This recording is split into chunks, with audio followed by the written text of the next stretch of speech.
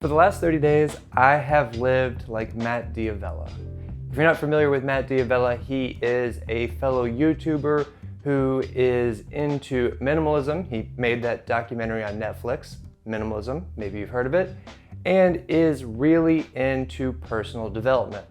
His YouTube channel was actually a big inspiration for me starting my channel. So rather than feeling like I was imitating him, I just thought I would go all in and live exactly like Matt D'Avella. No more pretending, because if I want to see the success that Matt D'Avella has seen, I should probably be just like him. The past 30 days have been quite interesting. I would start off my mornings with coffee, which was nothing new. I really enjoy coffee, but filming the coffee being made every single morning was definitely a lot slower process. Some very much delayed gratification, but that is in keeping with the Matt D'Avella ethos. I have been into minimalism and pursuing a more minimalist life for a while now, but because of this challenge, I thought it was time to take it to the next level. Really get rid of everything that I didn't need. Who needs plates anyway? A bowl is perfectly fine, and I'm just one person, so one fork, one spoon, and one knife makes perfect sense to me.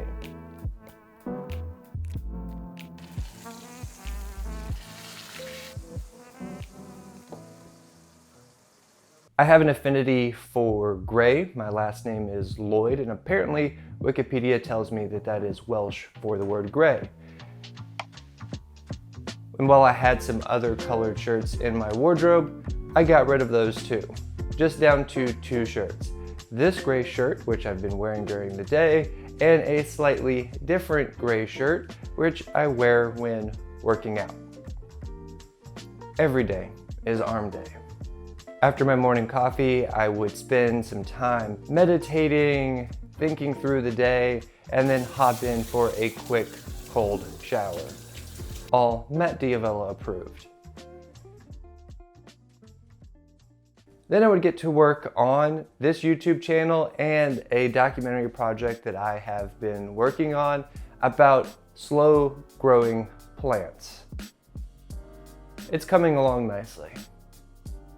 While most people think that the life of a YouTuber is glamorous, it is a lot of work. So most of my time was spent either storyboarding ideas, thinking through my next 30-day challenge, or editing, trying to get that sound just right, perfectly clear audio, which I still have a lot of work to do.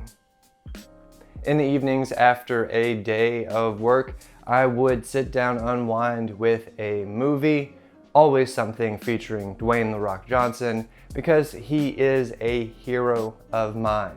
I'm hoping to one day have him on my podcast.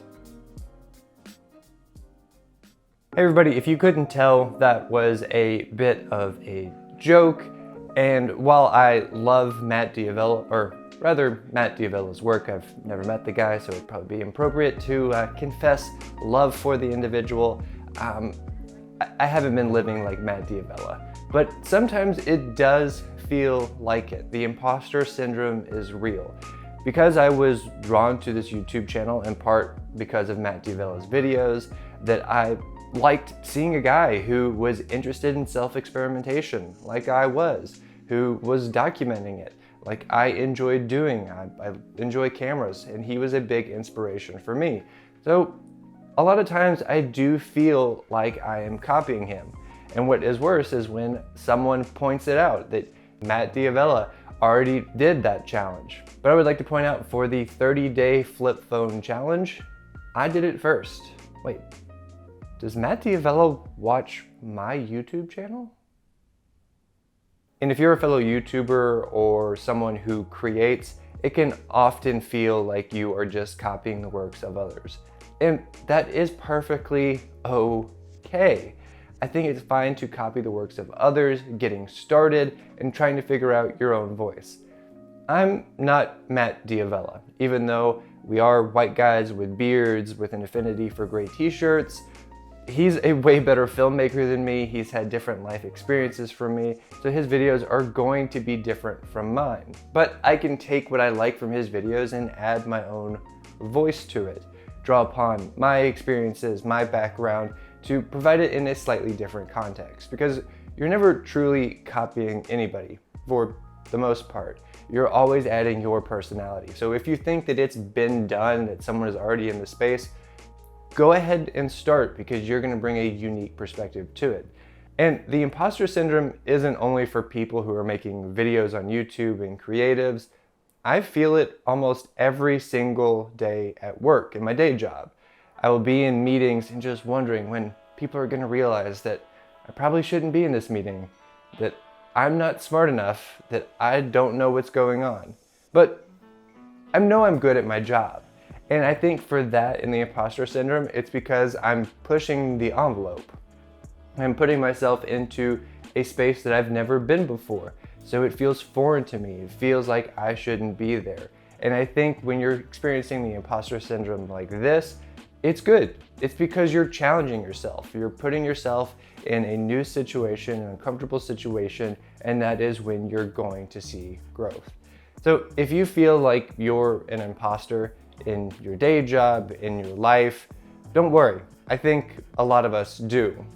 If you feel the same way, maybe let me know so I'm not alone here in this void of YouTube just talking to a camera. I would like to connect with you guys, so if you feel that you have felt like an imposter in your life, let me know. Hopefully you guys enjoyed this video. It was a lot of fun to make. Hopefully it comes together well and does Matt D'Avella's content justice.